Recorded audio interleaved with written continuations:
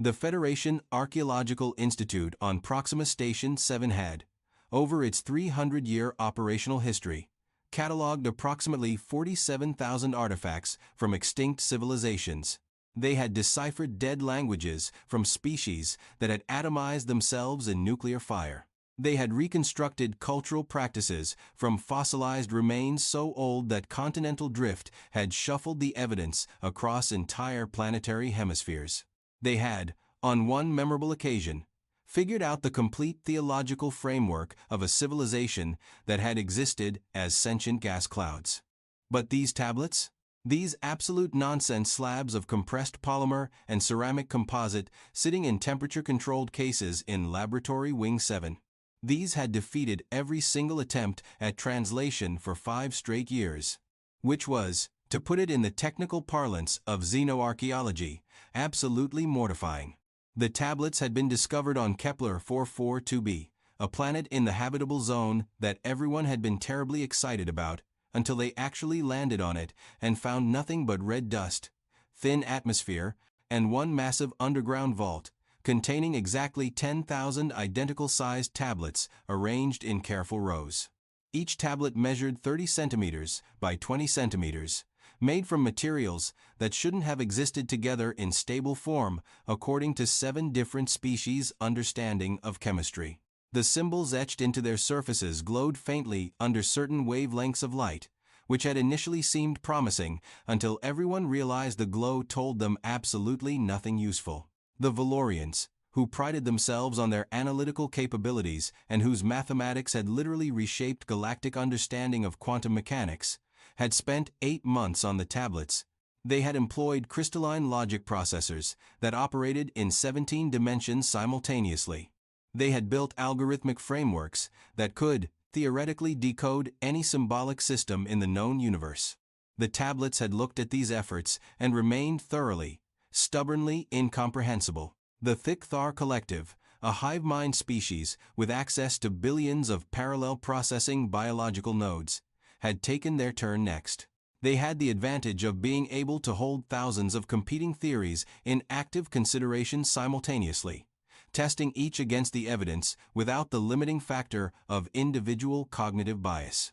They had examined the tablets for 6 months, during which time their consensus thoughts had grown increasingly frustrated, then confused, then somewhat desperate, and finally just annoyed.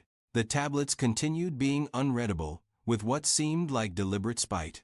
The Meridian Scholastica, an order of monk scholars from a species that had spent the last 12,000 years in contemplative study of literally everything, had approached the problem from philosophical, linguistic, mathematical, and interpretive dance perspectives. Yes, interpretive dance. They had a whole theoretical framework about kinetic meaning-making that had actually proven useful in the past. The tablets had not cared about their dancing even a little bit. After the Meridians had admitted defeat, things had gotten somewhat desperate. The Institute had opened the tablets to examination by anyone with credentials, which had resulted in a parade of specialists from 40 different species, each convinced their particular methodology would crack the code. Cryptographers, xenolinguists, quantum semioticians, pattern recognition specialists, and one memorable fellow who claimed to just have a feeling about these things had all taken their shots. The tablets remained exactly as inscrutable as they had been on day 1. The situation had become something of a galactic embarrassment. Academic papers had been written about the tablets, each more speculative than the last. 3 different religious movements had sprung up, claiming the tablets contained divine revelations in a script that mortals were not meant to understand. A rather expensive documentary series had been produced about the Kepler mystery, which mostly consisted of various experts saying they had no idea what they were looking at while dramatic music played in the background. The Institute's director, a Valorian named Jektor, whose crystalline form had developed what could only be described as stress fractures, had taken to avoiding the wing where the tablets were stored. The tablets represented a professional failure so profound that several researchers had actually left the field entirely. One Thukthar subset had broken off from their collective specifically to avoid thinking about the tablets anymore, which was roughly equivalent to a human cutting off their own arm to escape an awkward conversation. So when Jektor received the communication that a human wanted to examine the tablets, the director's response was to emit a light frequency that translated roughly to a prolonged sigh of exhausted resignation. Humans, the galaxy's newest members, who had joined the Federation approximately 8 months ago after finally developing reliable faster-than-light travel.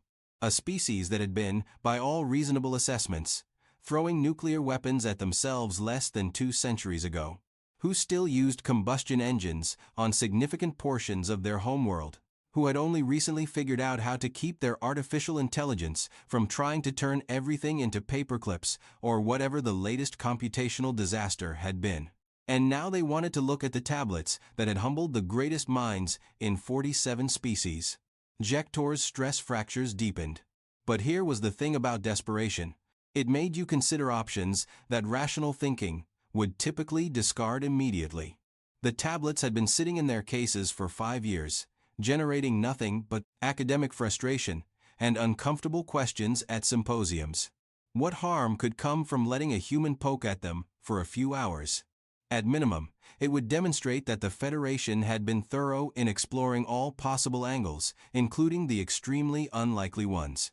The human arrived on a Tuesday, which was not actually called Tuesday on the station, but the translation matrix rendered it as such, and which seemed somehow appropriate for the mundane nature of what everyone expected to be another failure. Dr. Marcus Chen, the human's credentials claimed, though Jektor had learned that human naming conventions were baffling and inconsistent. Xenoarchaeology specialist with a focus on industrial semiotics, whatever that meant. The human had apparently spent considerable time studying what their species called material culture, which seemed to involve a lot of attention to trash and discarded objects that other species would have ignored entirely. Jektor met Dr. Chen in the observation gallery overlooking Laboratory Wing 7, where the tablets sat in their eternal, mocking silence. The human was tall by their species standards, wearing what appeared to be casual clothing rather than any kind of formal academic attire. This was already slightly concerning. The Meridian Scholastica had worn ceremonial robes for their examination. The Valorians had arrived in formal crystalline arrangements. This human had shown up in what the translation matrix was rendering as comfortable pants and a jacket with several pockets. So, Dr. Chen said, looking through the transparistile at the rows of carefully arranged tablets below. These are the famous impossible tablets. They have resisted all attempts at translation, Jektor confirmed, trying to keep the defensive edge out of the frequency patterns. The finest minds from across the Federation have examined them extensively. Right. I read the literature. Very thorough. Lot of theories about ancient civilizations and divine languages and quantum-encoded information matrices. The human paused. Can I just go down and look at them? This was not the approach that previous researchers had taken. Generally, there were preparations, calibrations of equipment, long explanations of methodology, meditation periods. In the case of the Meridians, the human just wanted to walk up and look at them. The tablets are sensitive artifacts, Jektor began, but Dr. Chen was already heading toward the laboratory entrance with the confidence of someone who had not spent 5 years being professionally humiliated by ancient polymer slabs. The observation gallery filled up quickly. Word had spread through the station that a human was examining the tablets, and scientists from various species had arrived to watch with the sort of anticipatory curiosity usually reserved for witnessing something either historically significant or entertainingly catastrophic. The general consensus seemed to lean toward the latter. Several researchers had brought refreshments. Dr. Chen entered the laboratory, walked directly to the first case containing the tablets, and spent approximately 30 seconds looking at the nearest specimen with the sort of casual attention one might give to a mildly interesting menu. Then the human laughed. It was not a polite laugh, or a confused laugh, or any of the numerous types of laughs that might be appropriate when examining humanity's best shot at contributing to a major archaeological mystery. It was the kind of laugh that suggested genuine, delighted amusement at something unexpectedly absurd. "Oh no," Dr. Chen said, still laughing. "Oh, this is embarrassing." In the observation gallery, Hector's stress fractures propagated to new and concerning locations in the crystalline structure. "These aren't ancient alien artifacts," the human continued, moving from case to case with increasing speed, examining tablets with what could only be described as recognition. "These are warning labels. From Earth. These are our warnings." The silence that followed this declaration was so profound that the station's atmospheric recyclers seemed loud by comparison. "Your warnings," Hector repeated, the translation matrix struggling slightly with the flatness of the disbelief. "Yeah. Look, Doctor." Chen pointed to a symbol on the nearest tablet, a triangle containing a simplified figure that appeared to be recoiling from radiating lines. "That's the international symbol for ionizing radiation. Has been since the 20th century. And this one, pointing to another tablet with a skull symbol, that's chemical toxicity. This one's biohazard.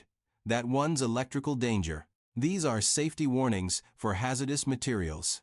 The observation gallery had gone from silent to a sort of humming confusion as translation matrices across multiple species tried to process what they were hearing.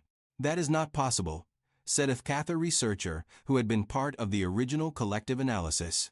"We analyzed the symbol structures for months. The patterns do not match any known linguistic framework." "Well, no, they wouldn't," Dr. Chen said, now examining tablets with the brisk efficiency of someone cataloging familiar objects. "They're not language. They're pictographic warning systems designed to be as universally understandable as possible. We developed them specifically because written language changes too much over time. These are meant to say danger to anyone, even if they don't speak the language or live in the same cultural context." "But the materials," Hector interjected, clinging to some shred of the mystery that had consumed 5 years. "The composite structure should not be stable according to known chemistry." "Oh, that's because it's containment material. We developed it for long-term storage of waste that stays dangerous for thousands of years. The polymer ceramic matrix is designed to remain intact and legible basically forever, even in hostile environments. I think this particular formulation was developed around 2150 or so, when we really started taking the long-term storage problem seriously." Dr. Chen said this with the casual air of someone discussing a historical footnote, apparently not noticing that every researcher in the observation gallery was experiencing their own species' equivalent of an existential crisis. "Let me get this straight," said a Meridian scholar whose contemplative calm had evaporated entirely. "We have spent 5 years analyzing these artifacts. We have written papers, dissertations, 3 religions have formed. And you are telling us this is a waste disposal site? I mean, technically, it's a hazardous materials long-term storage facility," Dr. Chen corrected. "But yeah, basically you found humanity's trash dump." "Well, one of them. We've got a few scattered around this region of space." The magnitude of this revelation required a moment to fully process. The Federation's greatest scientific minds had spent half a decade being defeated by the equivalent of a wet floor sign. The site was dated to being at least 12,000 years old, Hector said weakly. Stress fractures now spider webbing across the full crystalline surface. "Oh, the vault structure, sure. We built these sites to last. The whole point was that we needed storage that would remain stable and clearly marked for way longer than our civilizations might exist. Some of the waste we were dealing with has a half-life measured in tens of thousands of years. You can't just bury that stuff and hope people remember where it is. Civilizations fall, languages change. But basic symbolic warning systems and really sturdy vaults, those persist." Dr. Chen had now moved to examining the vault structure itself, which the Institute had carefully documented and analyzed for years, looking for clues about the civilization that built it. The human was tapping on support structures with the unself-conscious ease of someone checking their own handiwork. "This is good construction," the human noted approvingly. "Very solid. The redundant sealing mechanisms are nice. And the warning tablets, arranged at regular intervals, that's standard protocol. You want anyone who stumbles on this place to immediately understand: do not dig here, bad things are buried here, leave now. But why? Asked a Valorian researcher with quantum computational capabilities that should have prevented this level of confusion. Why would you dispose of hazardous materials 1,200 light-years from your homeworld? Because that's the point. You don't want this stuff anywhere near populated space. We went through a whole phase in the 21st and 22nd centuries where we were burying waste on Earth, and then going, oh no, we forgot where we put it, or oh no, the geological stability changed, or oh no, people built houses on top of the waste site. So when we developed Reliable FTL, one of the first things we did was find geologically stable, uninhabited worlds, way out in the middle of nowhere, and built proper long-term storage facilities. This is like basic waste management. You find somewhere nothing lives, make sure nothing is going to live there for the foreseeable future, and put your dangerous garbage there with very clear labels. The human said this as though it were the most obvious thing in the universe, which from a certain perspective it probably was, but which from the perspective of 47 species who had spent collective millennia examining the tablets was absolutely devastating. How many of these sites are there? Jektor asked, already dreading the answer. Oh, dozens? Maybe hundreds? I'd have to check the records. We really went hard on the distributed storage model. Didn't want all our dangerous material in one place, you know? That's just asking for a catastrophic failure at some point. Better to spread it out across multiple sites in different systems. Somewhere in the way, observation gallery, a researcher dropped their refreshment container. So, what you are telling us, the Thukthar Collective said slowly, is that across explored space, there may be hundreds of sites that we might discover and analyze, thinking we have found ancient alien civilizations, when actually we have found your trash. I mean, when you put it like that it sounds bad, Dr. Chen said. But yes, essentially. Though to be fair, these sites are very well documented. We kept careful records of where everything was placed. It's all in the Hazardous Materials Archive back on Earth. You could have just asked us. We did not know to ask, Jektor said, and the translation matrix rendered the crystalline frequencies as what could only be described as a scream. The human had the decency to look somewhat apologetic. Right, yeah, I guess you wouldn't necessarily lead with "Hey, new species. Did you happen to find any of our garbage dumps that we scattered across the galaxy 200 years ago? That's a pretty specific question. The implications were cascading now, each one more devastating than the last. Dr. Chen, apparently not noticing, or perhaps simply immune to the mounting existential horror in the observation gallery, had pulled out a portable computing device and was cross-referencing something. Okay, so according to the coordinates and the specific tablet designs, this is storage site Gamma 47, established in 2156. Primary contents are radioactive waste from decommissioned fusion reactors, along with some biological research materials that were too dangerous to keep on Earth after the Geneva Protocols were updated. There's also apparently some chemical weapons precursors that got banned under the Treaty of Luna.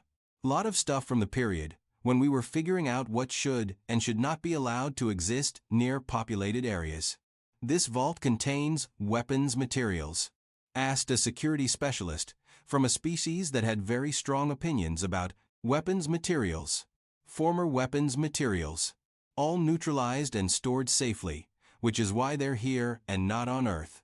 We cleaned up our act considerably in the 22nd century.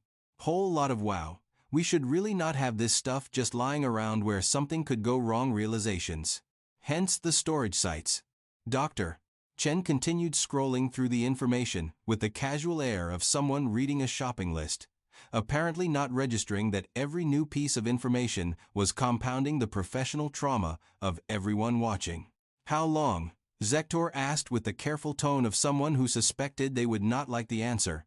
How long has humanity had faster-than-light capability? Reliable FTL. About 250 years. We had some experimental drives before that. But they kept doing this thing where they worked but then sometimes didn't work, and the sometimes not working part was usually catastrophic. So we spent a while figuring out the reliability issues before we really started using it for anything important. You have had FTL for 250 years. Well, yeah. How else would we have gotten the waste disposal sites out here? You can't exactly move hazardous materials at sublight speeds. Takes too long. Too much risk of something going wrong during transit. Much better to jump it out to predetermined safe sites. The observation gallery was processing this information with varying levels of success. The Meridians had entered a group meditation pose that suggested they were contemplating the nature of humility. The Valorians were recalculating approximately everything they thought they knew about human technological development. The Fkether collective had partitioned off several subgroups just to handle the cognitive dissonance. But when humanity applied for Federation membership, a diplomatic specialist said, "Your documentation indicated you had only recently achieved FTL capability." Oh, we had. Only recently achieved stable, safe, commercial-grade FTL, Dr. Chen clarified. The kind you can use for general transportation and trade, and not just for specialized applications like hazmat disposal. The early drives were functional, but not exactly passenger-friendly. Lot of radiation, some minor temporal instabilities, occasional problems with matter coherence. Fine for shipping sealed containers of waste, not great for living beings who prefer to arrive at their destination with all their molecules in the original configuration. So you developed FTL technology specifically to throw your garbage across the galaxy, Zektor said. Among other reasons, yes. Also for deep space exploration, research stations, that sort of thing. But the waste management application was definitely a major driver. We had a lot of hazardous material, and nowhere to put it that wouldn't potentially cause problems for future generations. FTL solved that problem pretty neatly. The humans seemed genuinely enthusiastic about this point, as though efficient garbage disposal were an achievement to be celebrated rather than a revelation that had just destroyed 5 years of academic work and several religious movements. The religious movements, said a Meridian scholar who had suddenly remembered an important detail. There were 3 religious movements based on these tablets. Oh no, Dr. Chen said.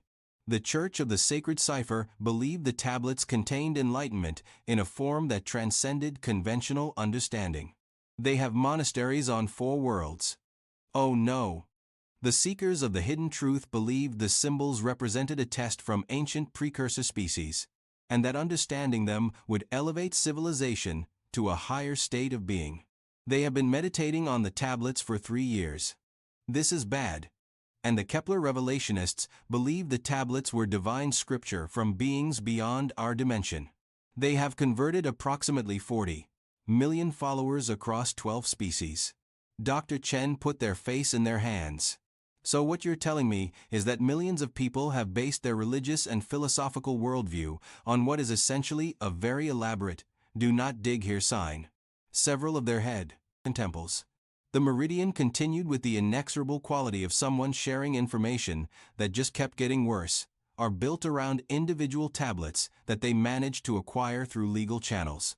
They consider them holy relics. Holy relics. One prominent temple on Valos Prime has built their entire architectural design around what they call the symbol of transcendent warning. The Meridian consulted a datapad. According to your classification system, it appears to be a no-smoking sign.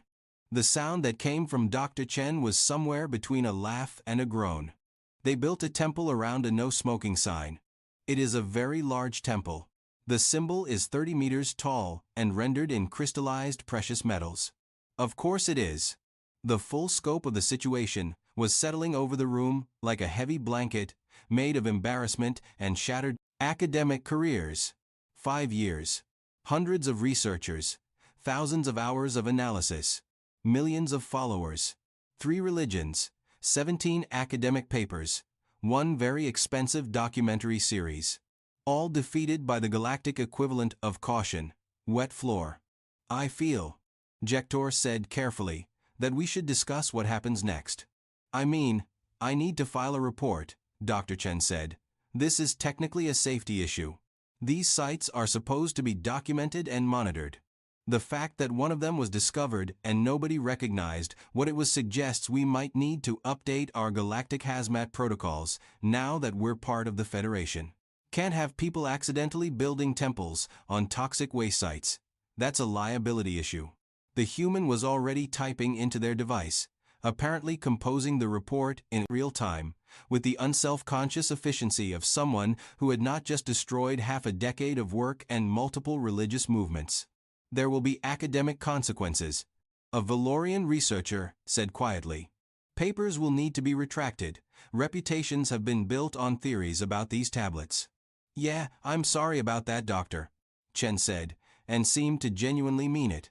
If it helps, the symbols really are designed to be difficult to interpret if you're approaching them as language or encoded information. They're meant to trigger an instinctive danger response rather than communicate specific information. It's actually a pretty sophisticated semiotic system. There were whole committees dedicated to designing symbols that would read as threat to any hypothetical intelligence, whether human or alien, without relying on cultural context or linguistic knowledge. That's why they don't match linguistic patterns, the Cather Collective said, realization dawning. They're not meant to be read. They're meant to be felt. Exactly. The triangle shapes, the color contrasts, the proportions. It's all designed to trigger alertness and caution. We tested them extensively on different populations, even on animals, to see if non-human intelligences would recognize them as warnings.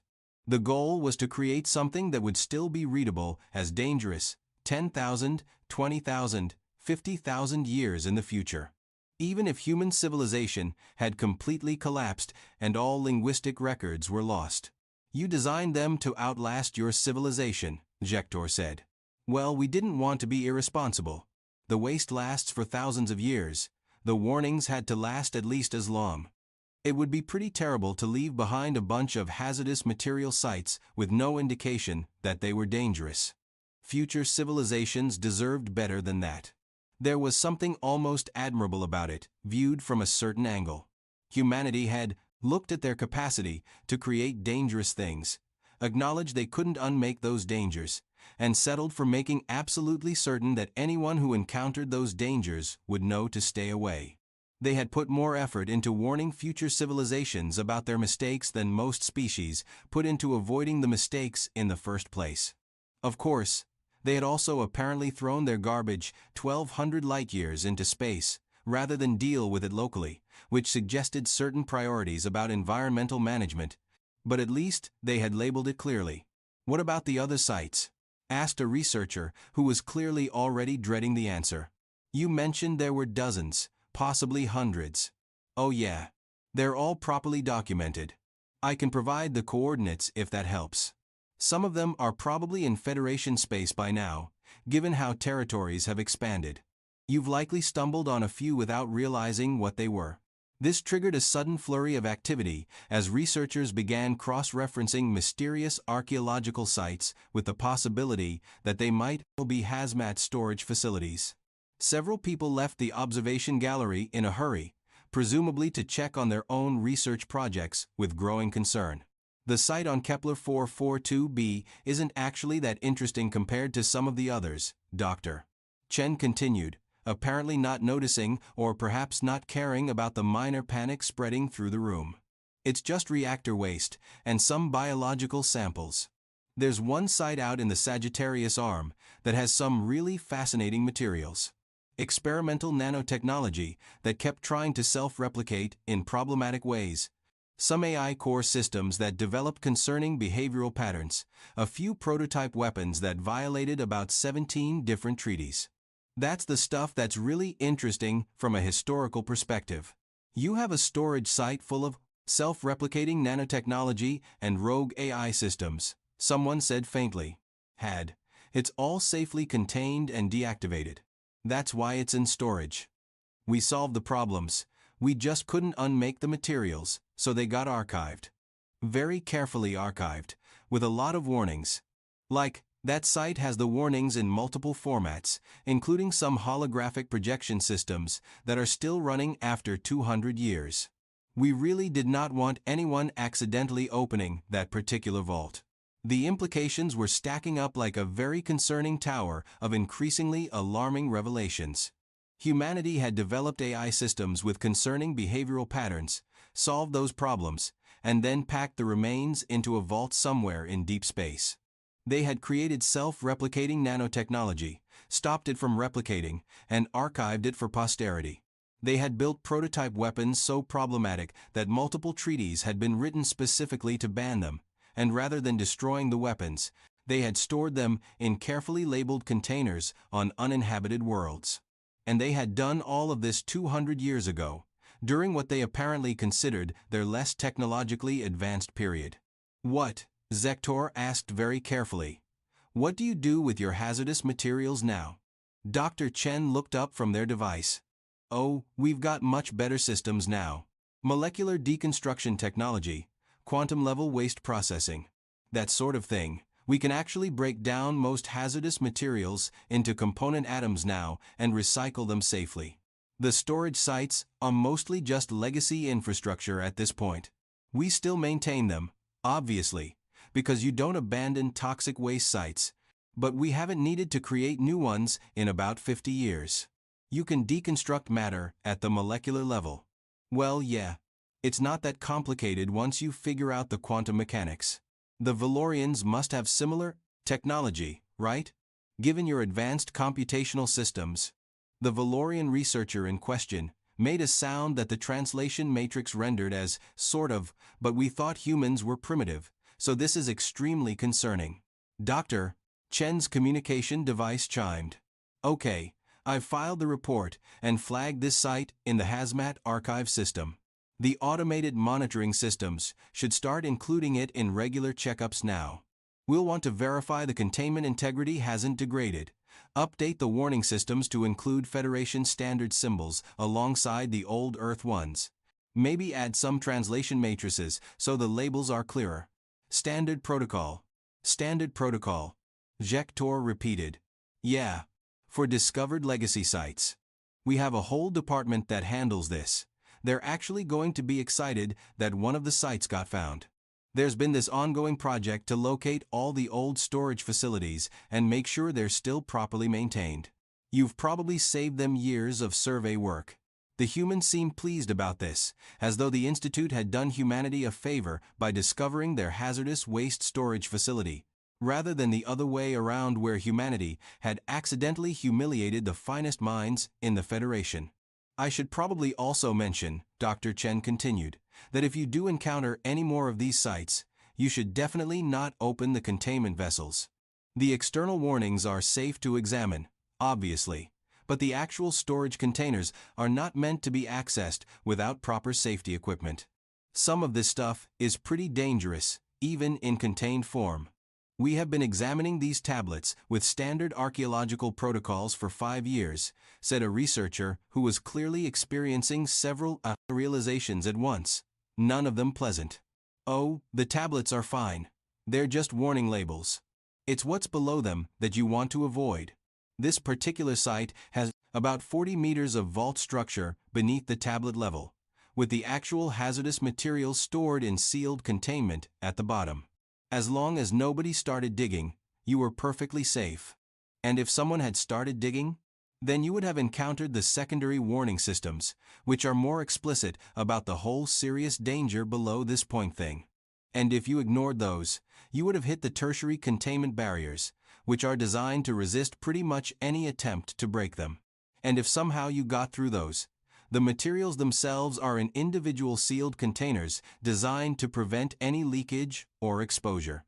It's all very thoroughly engineered.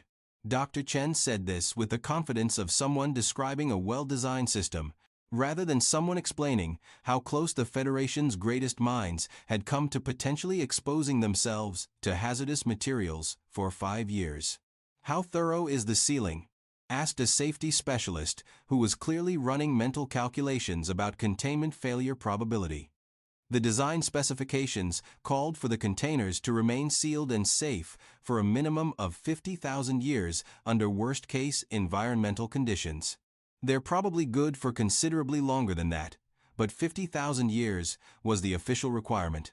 We tested them pretty extensively. Extreme temperatures, radiation exposure, seismic activity, chemical corrosion, you name it. They're very sturdy. 50,000 years. Humanity had built waste storage designed to last 50,000 years, during a period when they were still figuring out the basics of faster-than-light travel, and had only recently stopped throwing nuclear weapons at themselves. The question that nobody wanted to ask, but which was becoming increasingly obvious, was what exactly humanity was capable of now, 200 years later, if their early storage facilities were this sophisticated. Documentation you mentioned, Jector said. The Hazardous Materials Archive. Is this information available to the Federation? Oh sure, I can request access clearance. Most of it is public record anyway. The exact contents of some sites are classified because of treaty obligations, like we can't just publish detailed specifications of banned weapon systems, but the locations and general hazard categories are all documented. I'll submit a request to have it added to the Federation database. Probably should have been done when we joined, honestly, but I guess everyone was focused on other integration priorities. Everyone had been focused on other integration priorities because humanity had presented themselves as a relatively new spacefaring species that had only recently developed stable FTL. Nobody had thought to ask whether they had been throwing hazardous materials across the galaxy for the past 2.5 centuries using experimental faster-than-light drives. The observation gallery was emptying out now as researchers scattered to deal with the implications of this discovery. Papers needed to be retracted, research needed to be reevaluated.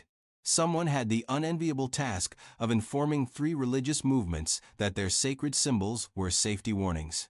The documentary series people were probably going to need a very awkward follow-up episode. Dr. Chen was packing up their equipment with the satisfied air of someone who had completed a straightforward job. This was actually really helpful. Finding one of the old sites intact like this, with the original warning system still in place, that's valuable data. We can use this to assess how well the designs held up over time. The symbols are still clearly visible. The materials haven't degraded. The structural integrity looks good. This is basically a perfect validation of the original engineering specifications. I am glad, Jector said with a flatness that the translation matrix struggled to convey, that we could contribute to your waste management research. Oh hey, don't feel bad. This happens more than you'd think. Humans stumbled on archaeological sites back on Earth all the time, and spent years analyzing them before realizing they were looking at old garbage dumps or storage facilities. There's this famous example where researchers spent decades trying to interpret cave paintings that turned out to be practice sketches and doodles. People read way too much into things sometimes. It's a natural impulse when you encounter something you don't understand. This was probably meant to be comforting. It was not particularly comforting. Dr. Chen headed toward the exit, then paused. Oh, one more thing. If you do find any more of these sites, definitely report them to the archive system. We've got a few that went off the tracking grid over the years, lost monitoring connection or whatever, and we've been trying to locate them. There's actually a finder's fee program. The Federation might want to get in on that. Could be good supplemental funding for archaeological programs. And with that parting shot, the human left, presumably to file more reports and continue being casually devastating to everyone's sense of professional competence. Jector stood in the empty observation gallery, looking down at the tablets that had consumed 5 years and countless resources and more academic effort than most civilizations put into understanding the fundamental nature of reality. 10,000 warning labels, carefully arranged, designed to last longer than most civilizations, created by a species that had looked at their capacity for creating dangerous things and decided the most responsible approach was to throw it really far away with very clear labels. The Valorians would need time to recalculate their assumptions about human technological development. The Tektar would need to update their collective understanding of human capabilities. The Meridians would probably write some contemplative poetry about hubris and the nature of understanding. The religions would need to figure out what to do with temples built around what were essentially very elaborate hazard signs. And somewhere on Earth, In the Hazardous Materials Archive, there was apparently documentation for hundreds of these sites, scattered across explored space, waiting to be discovered by well-meaning researchers who would spend years analyzing them before a human looked at them once and said, "Oh yeah, that's ours." The galaxy, Jector reflected, had been a more comfortable place when humans were considered primitive newcomers who had only recently achieved spaceflight. This new reality, where humanity had been casually throwing hazardous materials across interstellar distances for 2.5 centuries, using experimental FTL technology, was considerably less comfortable, especially since they kept describing this period as their less advanced era, which implied some very concerning things about what they were capable of now. But that, Jector supposed, was a problem for another day. For now, there were papers to retract, religions to carefully inform, and a very awkward conversation to have with the documentary producers. And somewhere, presumably, Dr. Marcus Chen was filing reports about the successful validation of 200-year-old waste management engineering specifications, blissfully unconcerned about the academic devastation left in their wake. The tablets sat in their cases, their symbols glowing faintly in the laboratory lights, no longer mysterious artifacts from an ancient civilization.